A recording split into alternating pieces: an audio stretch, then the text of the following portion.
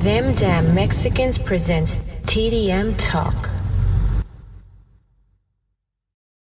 Hey, what's up, everybody, man? Thank you guys for tuning in to another edition of TDM Talk. I'm your host, David of Them Damn Mexicans. Make sure you continue to like, comment, share, and subscribe to the channel as you guys have been doing. We appreciate all the love that's been organic towards the brand, the talk show, everything that we do. We appreciate that.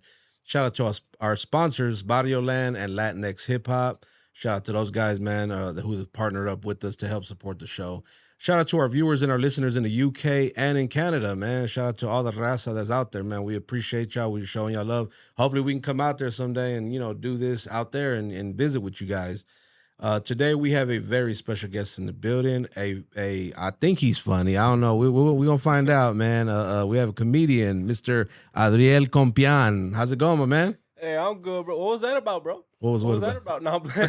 He's like, what was that? Yeah, I was like, no, let me see. You got some fans in UK and Canada? Yeah. Oh, that's some cool as fuck, though. It's like one, probably.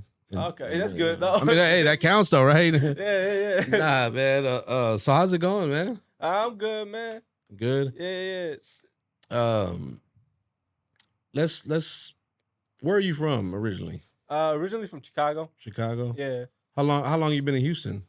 Since November. Oh, okay. So this is like. Yeah, I'm brand new to Houston. Okay. How's Houston been treating you, my man? It's been amazing so far. The comedy scene here is incredible. Cause in Chicago it had taken me about like 2 years to be able to like get to whatever spot I wanted, whenever I wanted. In Houston, it took me about like 2 months. Okay. I was like, yeah, no, whenever you want, just pull up. Yeah. I just recently kind of started getting. Well, it's probably been about 2 years with Ricky Rivera and Danny Guerrero. Danny? Yeah, really cool people. I went to go see them at some spot in downtown. I can't remember what it's called. Secret group? It might have been, or something like that. But I do remember going to see. And my wife and I went, and we loved it. We were like, man, that was dope. And we wanted a. So was something we wanted to do was kind of create like a comedy division of Them Damn Mexicans, because we have the music, we have the talk show, we have the merchandise. But comedians are better than all that. It is. It is, man. So, we'll get you to sign the contract when we're done, or maybe on camera, You'll get me to sign the contract? Yeah, you got to sign the contract, man. We'll put it. See what we can do. How did you get into the comedy, man? Like, what made you get into it?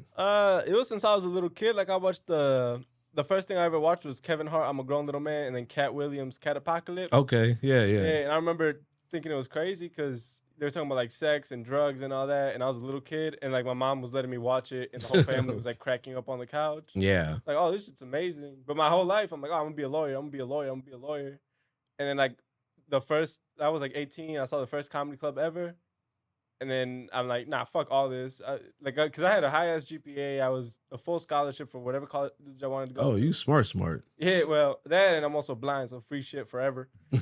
I don't know if we mentioned that. Yeah, I do apologize, but I was kind of hoping he would just kind of throw that in there like he just did. So that was perfect. For those that don't know, you are blind, correct? Yeah. Okay. But anyway, go ahead. My bad. Yeah, no, you good. And then, I saw like a shitty ass comedy club in a corner of a mall that had like maybe 3 people in it. I'm like, I'm doing this forever. So I ended up, the first open mic I ever did, I brought like 30 of my family members, which I realize now was a mistake, because if you ever do an open mic, it's your first time ever doing comedy, which means your jokes aren't good, your stage presence isn't good. It's 30 people who also think they're funny that go before you. So now everyone's tired. It's been like 4 hours. It's the worst possible atmosphere for anybody ever. And I brought like 30 of my family members, and I went up there, and they all like fake laughed for me. Oh, man. Yeah. So I thought I was amazing right from then. I'm like, I'm doing this forever. Yeah, I'm the greatest of all time. Yeah. Little did they know that means I dropped everything. I dropped college. I dropped work. I dropped everything to do. Oh, man, I couldn't even think of what that was like. I mean, because I've been at comedy shows and I've seen people literally, bomb. Well, at least to me, I was like, I don't think they really, did good, but everybody has different type of comedy. Some people do the raunchy, nasty, and then what would you say your style is like? I'd say more like silly, goofy.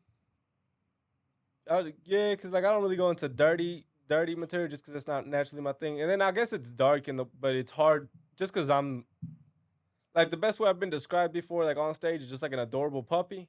Adorable. Yeah, so even if I go into like dark material, it doesn't Yeah. seem like it just because, you know Uh, what I mean? okay. Yes. Oh, go ahead. My bad. No, so I was just gonna say, yeah, like my stage presence is weird. So, but also like if you think someone bombed as an audience member, that means they bombed. You know what I mean? Because usually audience members are kinder than comedians when it comes to like who's up there performing.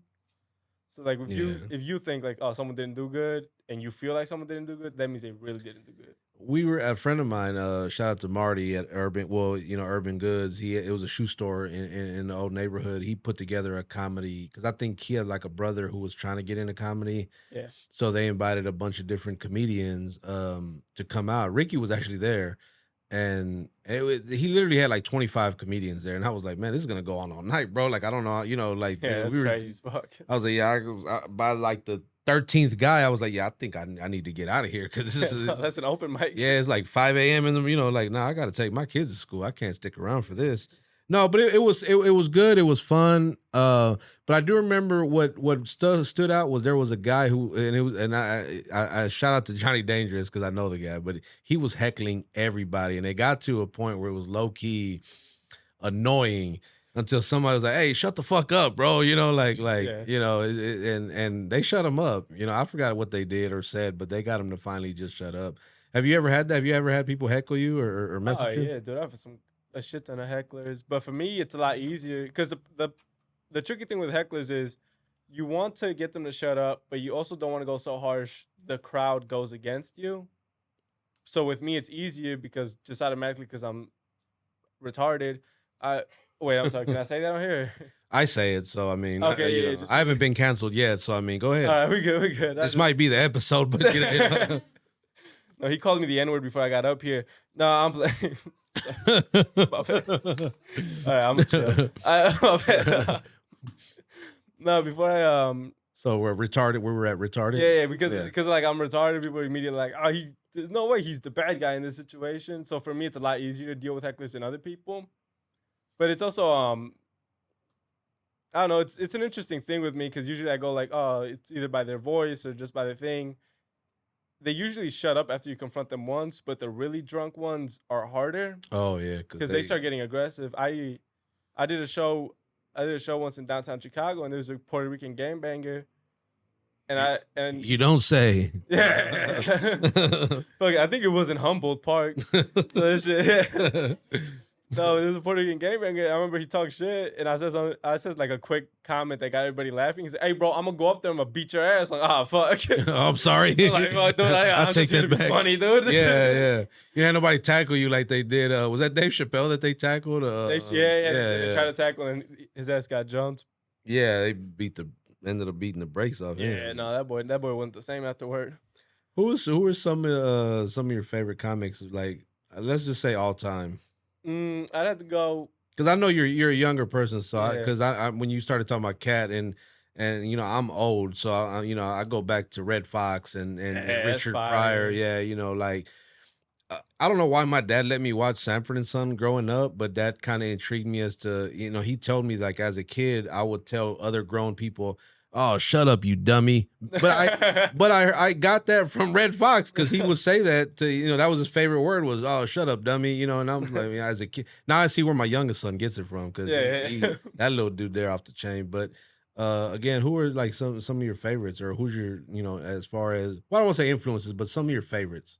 I'll go Bill Burr. Okay. Yeah, and then Cat Williams. His like first like 3 specials were incredible to me, and then ignoring what he's done, Louis C.K. Okay. Yeah, what did he do? Huh? What did he do? I'm honestly not 100% sure. I just know he got it. I just know he got in trouble with some women. Oh, like Diddy, but with men.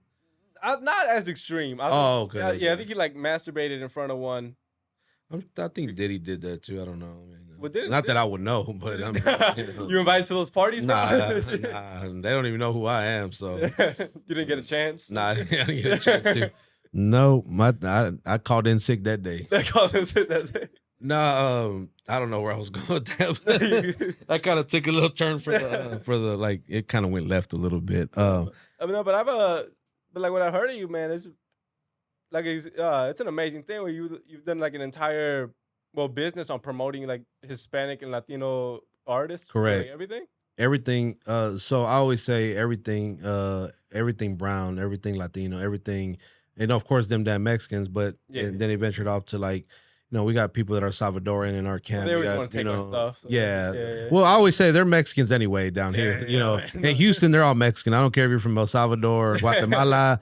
And that's Mexicano way. That's what they're gonna tell you anyway. Oh, them Mexicans over there. Hey, we're from Puerto Rico. Yeah, whatever, you Mexican. Yeah, outside of the Cubanos, they're the only different ones. Yeah. Shout out to the Cubanos, man, and everybody out there, man. But yeah, we have people. The guy that does our graphics, he's Salvadoreño. Yeah. And then I feel sorry for him all the time. No, I'm kidding. Shout out, Salvadorian comedian will come after me now, so I gotta be careful. No, I don't really care. It's gonna be like a 4 or 5 guy. You ain't gotta worry about it.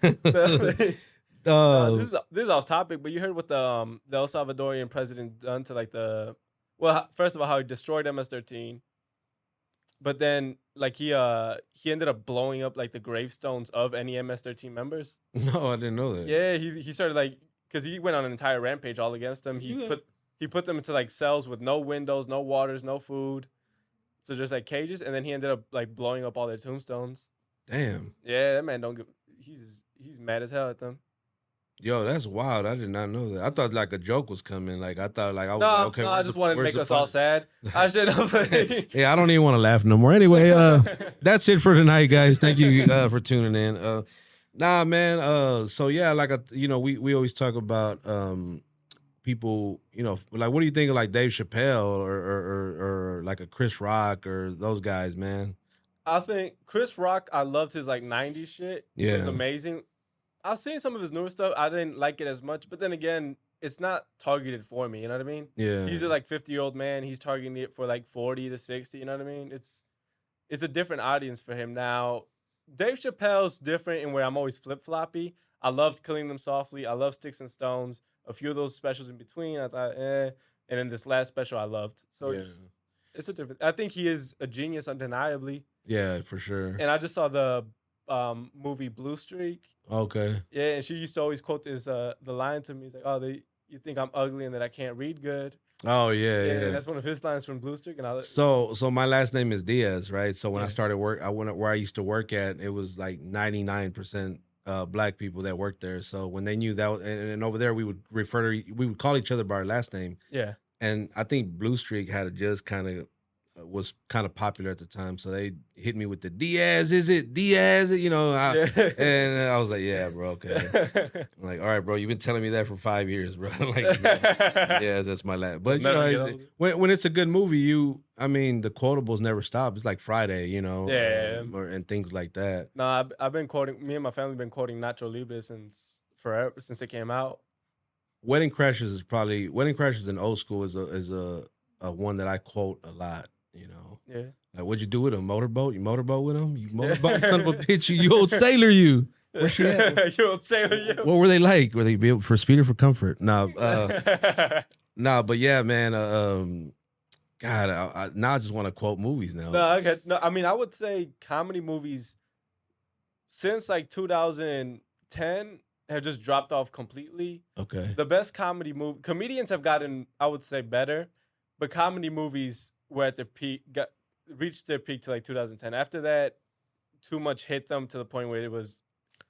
I mean, a lot of people say this, but like censorship and this and that, so they became too careful. They stopped trying to actually be funny. They focused more on putting in a message in their movies and things like that. Who's the best comedian actor? That's hard. That was a comedian, but would be movies. Oh, okay. You got your Eddie Murphy. You got I mean, Eddie Murphy might. Kevin Hart. I remember when I first seen Kevin Hart in Paper Soldiers. I was like, this dude is hilarious. I just thought he was the funniest. And this was before I think that was his first movie. Dame Dash put him in back. They were like, they would do breaking and entering in houses, but he was just so scary. It was funny. And I think it was the way he talked, but I was like, yeah, this dude, I don't know who he is, but he's funny as hell. And then now to see him where he's at now is crazy. Yeah, no, he's. I remember because I'm a grown little man. It's showing like him like saving every single last dime to make this special happen. So he was still that's how the beginning of the video started. Like he was poor. Like nothing happened, and then I think it was like a year after that because of that special he blew up and just started like speed running with it. Okay. But I would say Adam Sandler's one. Oh I fucking man, love him. He started as a comedian. that dude's still a comedian, man. Every time he's at an award show, it's literally like he's on stage performing because he starts doing his voices and Yeah. and his different, I love Adam Sandler. I think I've seen every movie, every one of them, even the one I forgot what it's called, the one where he's on the ship. Um no. It's like his first, like one of his first movies. I'm gonna have to go back and get the title of that, but I think it was like the first movie, even before Billy Madison and The one with those kind of Nicolas- thing. Was he like a captain with blonde hair? Man, I don't remember. I'm gonna have to we're gonna have to hire a Google person to kind of look stuff up like that, Get to work. Get to work. Yeah, like we're gonna go on a commercial break and No, but I would say when it comes to comedy actors, he would have to be on my top. He'd have to be my number one. yeah. Going Overboard. Yeah, that's what it's called. It was in 1989. Oh, I haven't Um, watched that one yet. Yeah, man. It was, but again, even even the ones that I saw, even the ones where he tried to be serious, I watched those too. Well, one I actually honestly love is Spanglish. Yeah, You ever watch that one? yeah. Oh yeah. No doubt. That one is surprised. Like he went full on serious, and it was good. He was like a good actor. I saw the one where Rain Over Me. Have you seen that one where No. he lost his wife and I think the daughter in the World Trade Center bombing thing, and he went into like he grew his hair out and he just became this like guy who was just in his own world and he didn't want, it was a very serious role. That was crazy. Like that, I like that one. Where do you see the Latinos in comedy right now, man? Well, let's talk about local scene first. Okay, local scene first. So Houston or like just like small comics that are blowing up. Yeah. I mean, just small comics that are blowing up, One of or the people you guys- might know. Who's given me like one of my first amazing opportunities, and he's blowing up now. He's getting more and more well known, but I'm not sure if you've heard of him. Is Ken Flores? No, I don't think I have. Big fat Mexican guy from Chicago, funny as fuck. Okay. He gave me one of my first opportunities, but he's one of the ones I see rising. That was a great description, by the way. I mean, Big, okay, all right, you're like a right. big fat Mexican. I was like, I got a lot of those friends. He's They're not huge. funny though. Nah, dude, if I sent you a picture, you're like, that's the one. I put 10 Mexicans in a lineup, I'd be like, the fattest one, bro. You'd be like, oh, that one's it. I love how he said it. The fattest one. He emphasized that. Like, Nah, bro, I used to hear his belly bounce when we walked together, dude. That shit, no way. I almost spit my damn water out when he said that. I don't think I ever heard a belly bounce. That's crazy. Oh, bro, it's 'cause you're not blind, dude. You hear that? Man, that's funny. Nah, he's talking shit. There goes my best connection ever. That shit. Yeah, now you're blocked. He's unfriended you. Yeah. Unfollowed, and No, but I always say Ken Flores for like blowing up because right now he's doing the Comedy Store and he's touring all over the country. Okay. But he gave me my first opportunities while he was still blowing up in Chicago. He gave me my first opportunities with Laugh Factory, the Comedy Shrine. Like he helped me out with all that. And then even now, whenever I need like real advice for comedy, he's the one I'll ask, and he gives me like 4 paragraphs. Okay. That's dope. Anybody else? You or what about here in Houston? Here in Houston, there's Is he fat too? Huh? Is he Nate fat too? Ortiz. Yeah, he's a big old fat guy. Oh, I think I've seen that. Yeah. No, yeah, okay. Built like Hagrid. Yeah. From Harry Potter. Yeah. Yes. Yeah, no, bro, that guy yeah. smells big, boy. That shit. I ain't get close to him, so I don't even know. But Yeah. what did you say? He smells big? Yeah. Wow, that's a new one there. I'm gonna use that one though. Modelos. Doritos and Modelos. Wait, Cool Ranch or the spicy nacho? Cool Ranch. Oh, Cool Ranch. Yeah, Ooh. No, he's Puerto Rican, so no spicy for him. Okay. No spicy for him. Yeah, no, Nate Ortiz. I mean, Danny Guerrero is a fucking great one. I like him a lot. Yeah. I'm trying to think of the Latino comics that are Christian Alexander, you're right. He's newer, but he is. Who said that, by the way? Who just threw that name out there? It's a ghost around here. Okay, I'm hearing voices. Yeah, me too. Get on the mic. I told her she could sit on the couch and get in on the interview. You know, but she's you know, it's all good. We'll put her Instagram in the description too. Yeah. What So when's your next show, man? I have one on the 20th of this month in AK Arcade in Pasadena. That one's I've done it before, and it's a fun show for me. But so the way it works is you could still hear, you know how the like little basketball game and skee ball and all that in arcade. Yeah. So you hear the loud ass noises. So you have to speak really loudly into the mic for the audience to be able to hear you. Oh. So that's an extremely hard show for anybody. But I've done well in that one before. Okay. So I'm excited for that one. And then on May 5th, I have one at I can't remember the name. It's a Hannah Abney's. Maybe the ghost can help us with that. It's like, yeah. No, but I think it's I don't know. It's with Hannah Abney though, who's producing it. Okay. Yeah, so I'm excited for that. I think it's all white woman and me, so it's gonna be a fun ass show. Ooh, that sounds like trouble. Yeah. Well, the thing is, it's horoscope or like astrology themed comedy show. So they're gonna have like my sign and all that, which I don't know what it is. So yeah, I don't know. We'll find out together. I should have did that during the solar eclipse. That would have been pretty cool. Like Yeah. you know, like that would have kind of I think it sucked over here because nobody could see anything because of how cloud. Some people had these crazy ass photos of the solar eclipse. I was like, where did you see that? Because when I looked outside, it was just cloudy. I just saw clouds. Yeah, I just saw gray. Yeah, you know that one.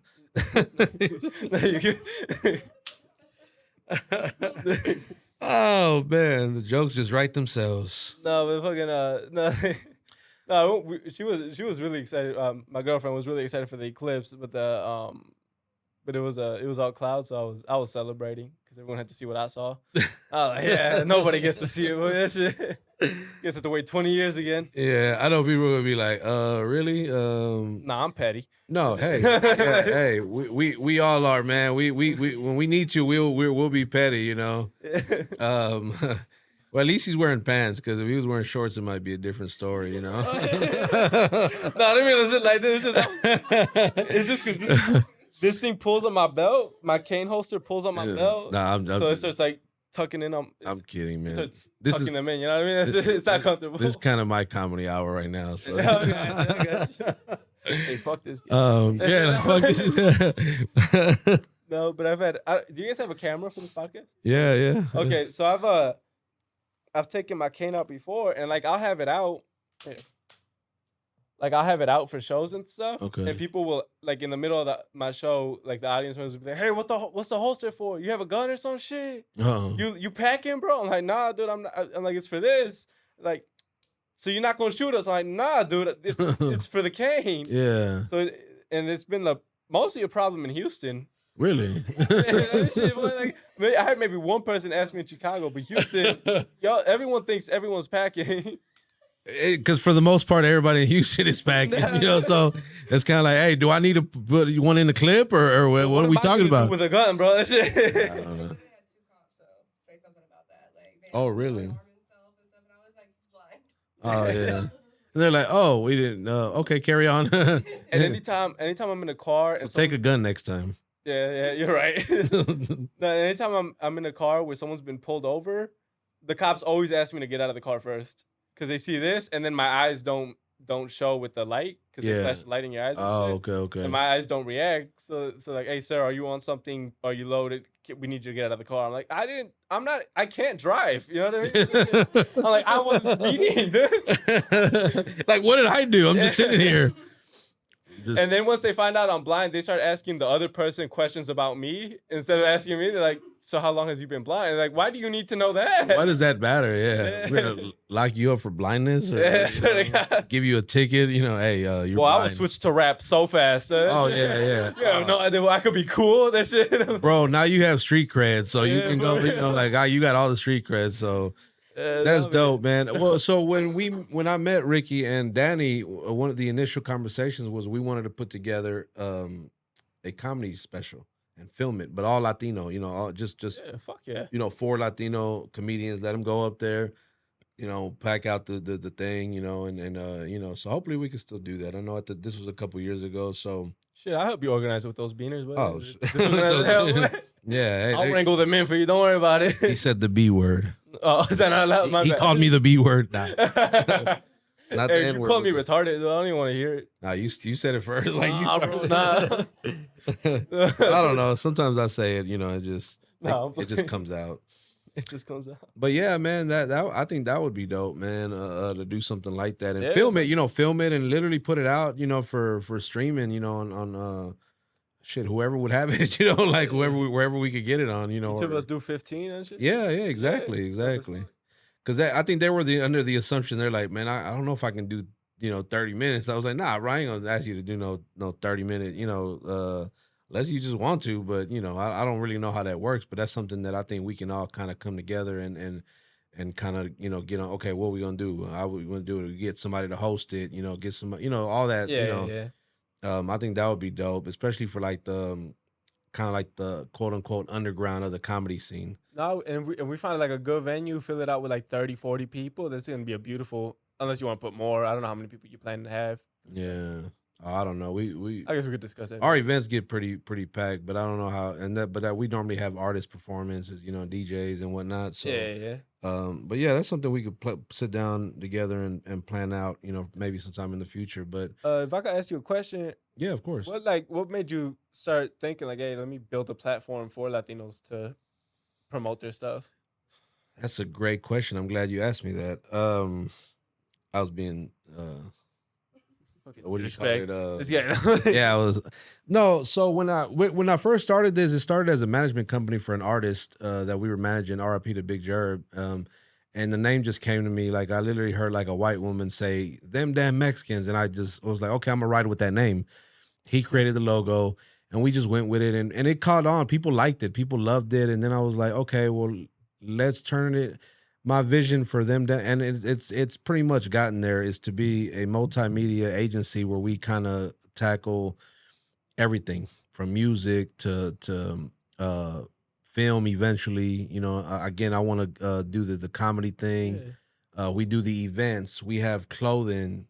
What else? Oh, the talk show. Duh. Like we won 4 awards last year for the talk show. Yeah. And one of them was an all black, predominantly black platform where we won that award. So I was really proud of that moment. So we're just representing for our people, because I wanted to give our people something that we don't really have out there. We don't really have an avenue like this. Like a lot of the people that we interview normally wouldn't get an interview with anybody else because they either want to charge you for it, and they want to charge an arm and a leg for it, or they just don't even give you the time of day because they feel like, oh, well, you're a nobody. Nobody knows who you are. Nobody cares. I don't want to be that way, because I think everybody that's doing something, whether it's you, me, anybody that I've interviewed, everybody has a platform. So, and I'm sure you got people that follow your comedy and like, man, I like this guy. I'm a fan of this guy. So, I mean, you got a platform. So I think telling your story, I think is a great deal. And and I'm glad that I was able to provide that platform, or this platform, for you to come do this. Well, I appreciate it, because like I've talked to my girlfriend, because she told me like, yeah, no, they got this Ghost. podcast. They got this. Yeah, they got the ghost. This this podcast. It's Mexicans. It's like a Mexican promotes Mexican. Like, oh, this is gonna be in a basement with cobwebs. It's probably gonna be their mom's house. Like that shit. Yeah, the podcast I've done before have been just like that. It's like, oh yeah, man, you want to come to our podcast? We got listen. La tía allá atrás haciendo tamales. Yeah. Apaga los frijoles, mijo. You're like, oh, pause. I gotta go put my kid to sleep. I'm Hey, like, hold bro. on. Hey, we're going to commercial break, okay? My tia's coming. My dad's going, you want tacos? Though? Do you want to eat? We got enchiladas. Yeah, you just hear shit cooking in the back and stuff. You So- can hear the pan going. Yeah, so when we got to here, and then and I asked her like, oh, you guys have a bathroom or something?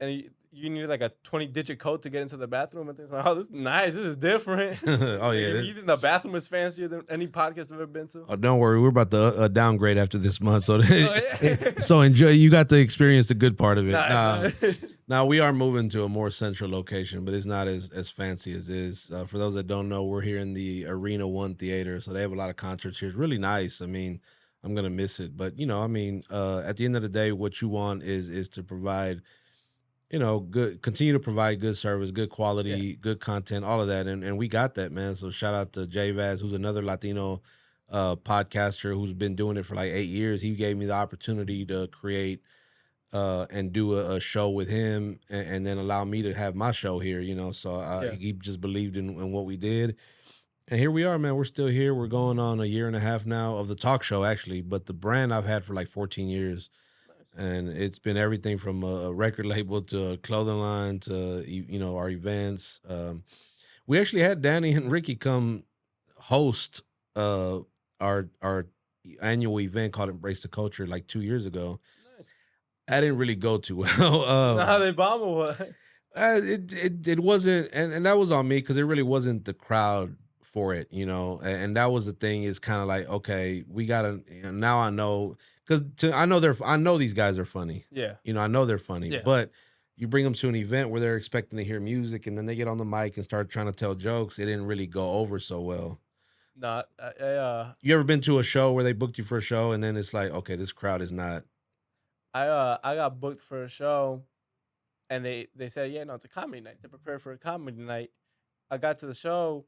I was the headliner. I got up, and then it's like a bunch of like old people with their grandchildren and things. And I'm like, wait, what do you guys think was gonna happen tonight? Because y'all not laughing. You guys don't like this. Clearly, it's like this was supposed to be line dancing night. Oh wow. I'm like, the fuck. I'm like, why? I'm like, why did you guys think this was line dancing? It's clear comedy. Like outside, it says line dancing, line dancing, line dance. I'm like, what the fuck? So then, Yeah. so then I just told the DJ, I'm like, put on line dancing music, and then I'm like, whoever wants to get up here, just line dance with me. So then we started that for a little bit, but then that was miserable because it was just nobody paying attention. They were all angry. And that comedy show got canceled for that bar forever because they all complained and were like, we never want this again. Oh damn. Yeah. That's crazy. Yeah, some people just aren't meant to be promoters and bookers of events because they think just because you got a venue that's Yeah. where to do the event at, and it's not. You got to know the crowd that's going to be there. Because I've been offered venues to do my performance, but bring my artists to perform, and I'm just kind of like, yeah, that's not, or even other shows where it's like, yeah, no, this is not your crowd, bro. Like, you know what I'm saying? Like the style of your music doesn't fit with what they do, so it's. So I get what you're saying, man. Well, I found out later too that same producer that booked us there, she had been taking, because the deal we had made was she would take 20% and the rest would be split between the five of us, and she had been taking 50%. Oh damn. Yeah, and then leaving us with the other 50% split between the five of us, and we found that out, and we all left like around the same time. What's her Instagram? She doesn't have Instagram. She's a 50-year-old white lady who was recently widowed. Oh, So she was like bored as fuck. Like, I'm gonna do this. oh wow. Yeah. So it makes it easier than this. What's her name? Nah, I'm playing. Carol. Tell me off camera. Carol Reed Minks. Hey, boy, fuck that woman, boy. Nah, I was, because there was two of them. There was a Latina producer and that white lady. And the Latina one was always cool, but she was more hands off. So she didn't really. Yeah. She could have been robbing us too, but I didn't. But it's that was okay. But yeah, she was actually fun to be around. The other one was passive aggressive and shit. So when I left the group chat, I was super passive aggressive. I was like, "Oh, the Latina one, you were amazing. You were great. Your community because it was amazing. Goodbye to you. It's gonna be a shame. We can't work with you no more." And the other one was like, "Bye to you." So I'm gonna be passive aggressive and I want. Bye, Karen. Yeah. Bye, Karen. Well, I left that group chat hoping in my mind, I'm like, I want them to argue and have a fallout and hate each other for the rest of their lives. Like, that was my mindset leaving that group chat. Did it work? Did it work? It did. Oh, okay. That show doesn't go no more. Okay. Man, so we already talked about like what so aside from that one show, what do you see what is something that you want to accomplish through the comedy, man? Selling out Madison Square Garden. Okay. Yeah, that's been my main goal since, because I remember as a little kid I saw Kevin Hart where he had the special where he had sold out Madison Square Garden. Yeah. I'm like, that's what I fucking want. That's fucking beautiful. That's dope. Yeah, I'm like, that's an amazing thing to see. And then I come to find out later, like Louis C.K. sold it out like 5 times. Oh damn. Yeah, throughout his career. I'm like, that's insane. So I want to get so good to where I have that amount of fans.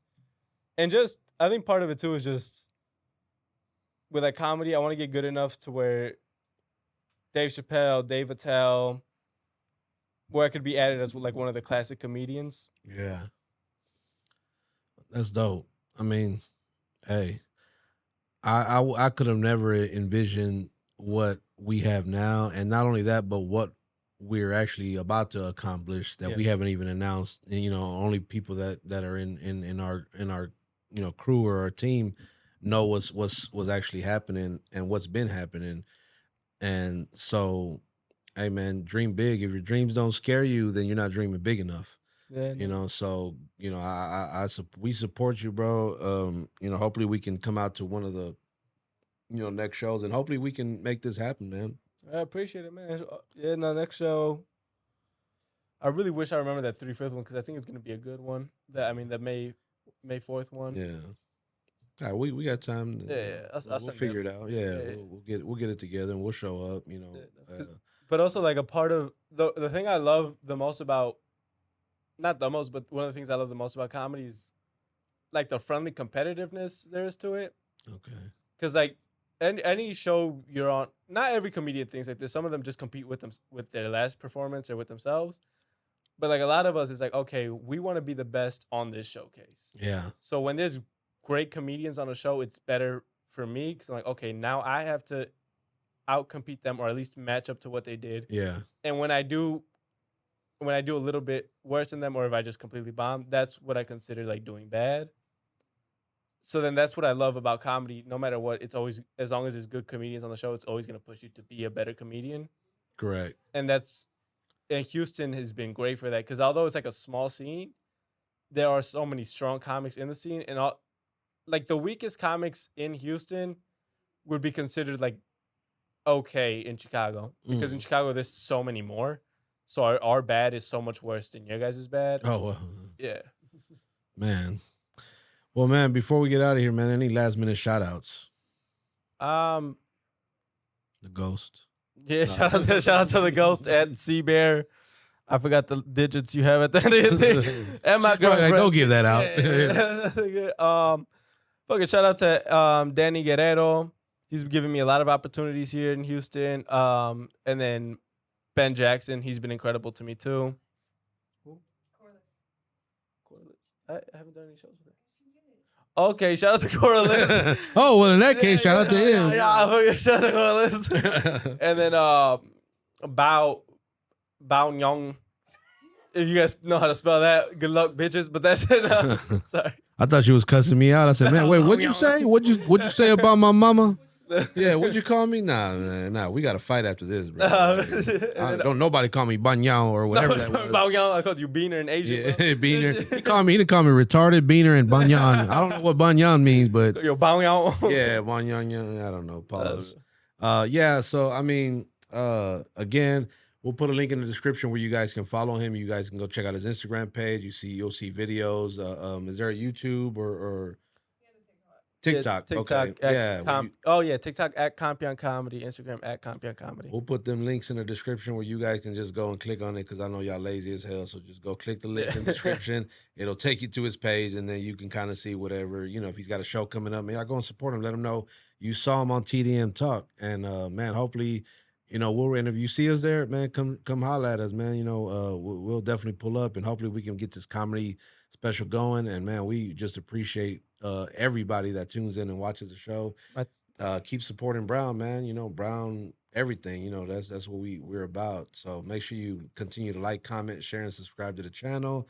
Go and follow my man right here and all his social media pages. And on that note, we are Them Damn Mexicans.